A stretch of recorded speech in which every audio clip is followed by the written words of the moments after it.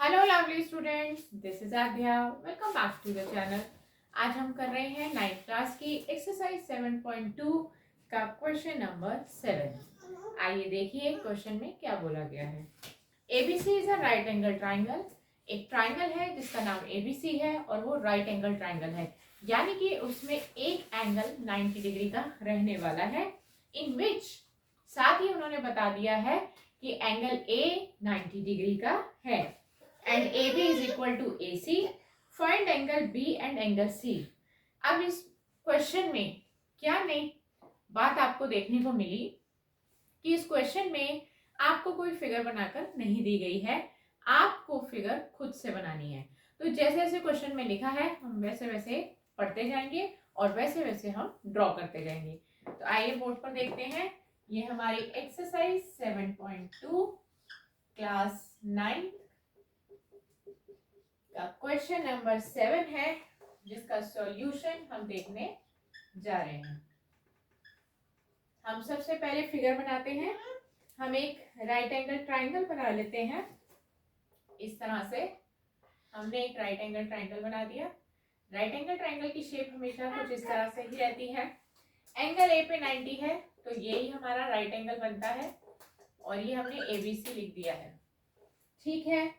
और उन्होंने कहा है कि ए बी और एसी साइड्स इक्वल है। देखिए 90 के सामने वाली साइड हमेशा हाइपोटेन्यूज होती है और वो कभी किसी साइड की इक्वल नहीं हो सकती, क्योंकि hypotenuse is the longest side. ये सबसे लंबी साइड होती है, तो ये किसी की इक्वल नहीं होगी। तो जो बच गई दो वही आपस में इक्वल दे रखी है। हमें एंगल बी और एंगल सी फाइंड आउट करना है। तो आपने देखा कि कितनी आसानी से हमने फिगर बना ली। जैसे जैसे क्वेश्चन में लिखा था वैसे वैसे हमने ड्रॉ कर दिया और फिगर हमारी बनकर तैयार हो गई है। अब हम गिवन में देखते हैं कि हमें क्या क्या लिखना है।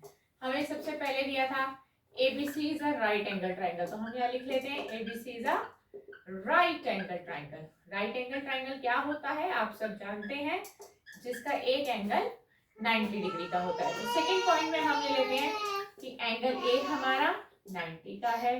थर्ड पॉइंट में हम ले लेते हैं कि ए बी और ए सी हमारी ये दोनों साइड्स इक्वल हमें दे रखी हैं। अब हमें प्रूफ नहीं करना है इस क्वेश्चन में। इस क्वेश्चन में हमें एंगल बी और एंगल सी फाइंड आउट करने हैं। तो हमारा जो टू प्रूफ की कैटेगरी हम हेडिंग देते थे, अब हम उसको लिखेंगे टू फाइंड, क्योंकि हमें वैल्यू निकालनी है। तो हम यहाँ लिख रहे हैं टू फाइंड।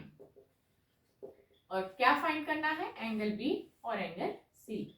तो आप देखें बहुत आसान क्वेश्चन है, बहुत जल्दी से हो जाएगा। जब हम यहाँ टू फाइंड लिखते हैं तो उसके बाद हम यहाँ पर सॉल्यूशन कैटेगरी हेडिंग आती है हमारी, प्रूफ नहीं आती है, ठीक है। यहाँ पर एक थ्योरम लगने जा रही है जो कि आपको पता होनी चाहिए कि अगर एक ट्राइंगल की कोई दो साइड्स इक्वल हो तो उनके आमने सामने बनने वाले एंगल्स भी इक्वल होते हैं। तो हम लिख रहे हैं यहाँ पर इन ट्राइंगल एबीसी, जिसमें ए बी और एसी साइड्स इक्वल हैं, ये हमें क्वेश्चन में दे रखा है। अगर ये साइड्स इक्वल हैं तो इनके ऑपोजिट एंगल्स भी इक्वल होंगे।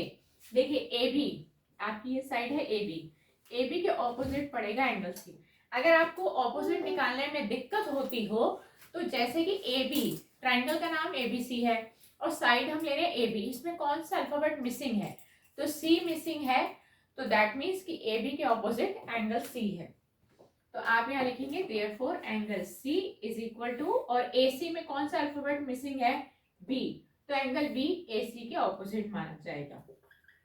आप इसको फर्स्ट इक्वेशन देंगे और रीजन देंगे angles opposite to equal sides are equal. अगर साइड्स इक्वल हो तो उनके ऑपोजिट एंगल्स इक्वल रहते हैं। ये बात आपको समझ में आ गई। मेन बात यही समझनी थी कि अगर एक ट्राइंगल के अंदर दो साइड्स इक्वल हो तो उनके आमने सामने बनने वाले एंगल्स भी इक्वल रहते हैं। अब दूसरी बात जो समझनी है वो ये कि एक ट्राइंगल के तीनों एंगल का सम 180 होता है। हम उसी चीज को यहाँ यूज कर रहे हैं।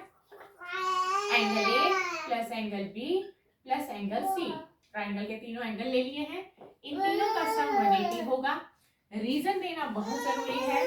हम इसके लिए रीजन देते हैं bye angle sum property of a triangle. ये रीजन हम देते हैं कि ट्राइंगल के तीनों एंगल का सम 180 डिग्री होता है।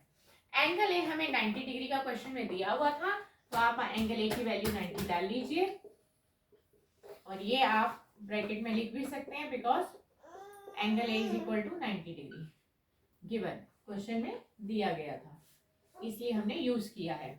90 यहाँ पर प्लस हो रहा है, जब ये इक्वल के उधर शिफ्ट होगा तो ये वहां जाकर माइनस हो जाएगा। जो अपनी साइड में होता है पहले उसको उतारेंगे, प्लस 90 उधर जाकर माइनस हो जाएगा, और एंगल बी प्लस सी का सम हमारे पास 180 माइनस 90 90 आ जाएगा। अब क्या समझना है हमें कि हमने क्या करना है, बी को तो बी कॉपी कर लीजिए आप ऐसे ही, ठीक है, प्लस को प्लस कॉपी कर लीजिए।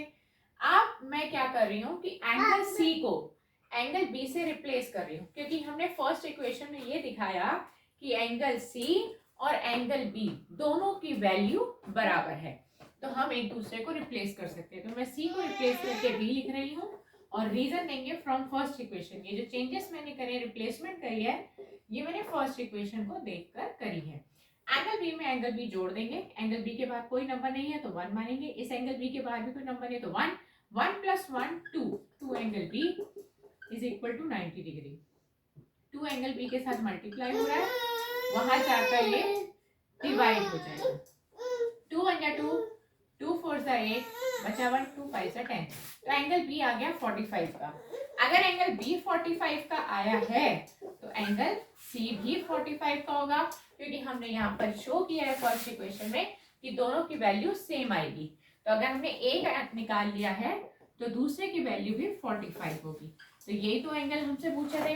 अब अगर आप चेकिंग करना चाहते हो कि आपका आंसर ठीक आया है कि नहीं आया, ट्राइंगल के तीनों एंगल का सम 180 होता है। ए 90 का था और इन दोनों का सम मिला के 90 है, 90 प्लस 90 180 होता है, तो हमारा ये आंसर आ गया। चेकिंग भी मैंने आपको बता दी कि कैसे हमने चेक करना है। तो एंगल बी और एंगल सी की वैल्यू हमें निकालने को बोली थी, जो कि हमने यहाँ पर आपको निकाल कर दे दी है। तो इसी के साथ हमारा ये क्वेश्चन यहाँ पर कंप्लीट हो जाता है। तो नेक्स्ट क्लास में एक नए क्वेश्चन के साथ आपसे फिर मुलाकात करेंगे। गुड बाय दोस्तों।